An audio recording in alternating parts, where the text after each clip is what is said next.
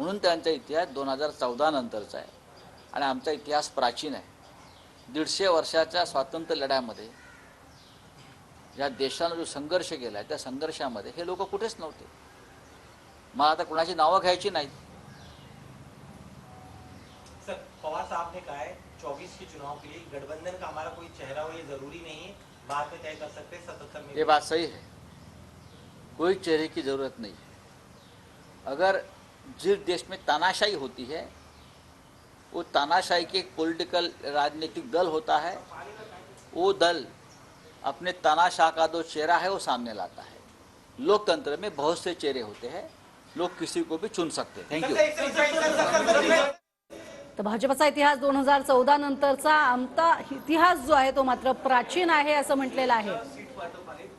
प्रत्येक पक्षाला 12 सीट द्यावा, आम्हाला देखील 12 सीट द्यायला पाहिजे वंचित बहुजन आघाडीला लोकसभा मतदारसंघात. या ज्या चर्चा आहेत त्या चर्चा वृत्तपत्रातून आम्ही पाहतो आहे. आमचं असं म्हणणं आहे आणि सगळ्यांना माहिती आहे, प्रकाश आंबेडकर म्हणजे आमचे बाळासाहेब आंबेडकर यांच्याशी जेव्हा चर्चा होत असते तेव्हा आम्ही त्यांनाही हे सांगतो की जिंकेल त्याची जागा हे आमचं सूत्र आहे. जिंकेल त्याची जागा हे आमचं सूत्र आहे. आमच्या आघाडीमध्ये कोणत्याही महाविकास आघाडीमध्ये जागेवरून ओढाताण नाही, होणार नाही. जागांचं वाटप जे आहे हे निवडून येण्याची क्षमता आणि उत्तम उमेदवार याच्यावरच होईल. काँग्रेस, राष्ट्रवादी काँग्रेस आणि शिवसेना या 3 पक्षामध्ये ह्या भूमिकेवर एकमत आहे. राहुल गांधींचंही एकमत आहे, मल्लिकार्जुन खरगे यांचं एकमत आहे, शरद पवार साहेबांचं एकमत आहे, उद्धव ठाकरेंची मान्यता आहे आणि ह्या सूत्रानुसार आम्ही पुढे जात आहोत. वंचित बहुजन आघाडी यांना नरेंद्र मोदी यांच्या हुकुमशाहीविरुद्ध लढायचं आहे.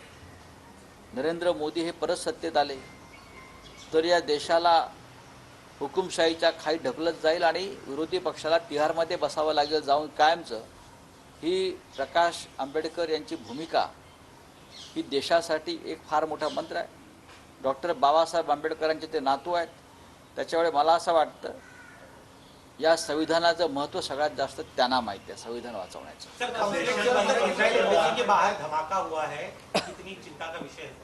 चिंता तो देश के गृहमंत्री ने करनी चाहिए ना, जो आज भी चुनाव में व्यस्त है. देश तो चिंता करेगा ही, लेकिन संसद में कोई घुस जाता है उसका ऊपर जवाब नहीं आता है. विदेशी काउंसलेट के सामने इस प्रकार से धमाका होता है उसका ऊपर कोई बात नहीं होती है. पुंछ में हमारे जवानों के काफिले के ऊपर हमला होता है उसके ऊपर कोई बात नहीं होती है. छत्तीसगढ़ में एक उद्योगपति के लिए जंगल काटे जाते हैं, आदिवासियों के सीने पर बंदूकें तान कर जंगल काटे जाते हैं सरकार बदलने के बाद, उसके ऊपर सरकार कोई बात नहीं करती. तो ये सरकार बात किसके ऊपर करेगी, क्यों करेगी? अब राम मंदिर का निर्माण हो रहा है, होने दो, हम स्वागत करेंगे राम मंदिर का, लेकिन ये भी प्रश्न इस देश में है. तर राम मंदिर राजकारणाचा नाही तर आमच्या आस्थेचा विषय आहे असं संजय राऊतांनी म्हटलेलं आहे. त्याचबरोबरीनं कोण महाजन असाही सवाल त्यांनी केला आहे. जागा वाटपाच्या सूत्रावरती तिन्ही पक्षातील नेत्यांचं एकमत असल्याचं सुद्धा त्यांनी म्हटलेलं आहे. जिंकेल त्याची जागा हे आमचं सूत्र आहे आणि त्यामुळे महाविकास आघाडीत कोणतेही मतभेद होणार नाही, ओढाताण होणार नाही असं म्हटलंय.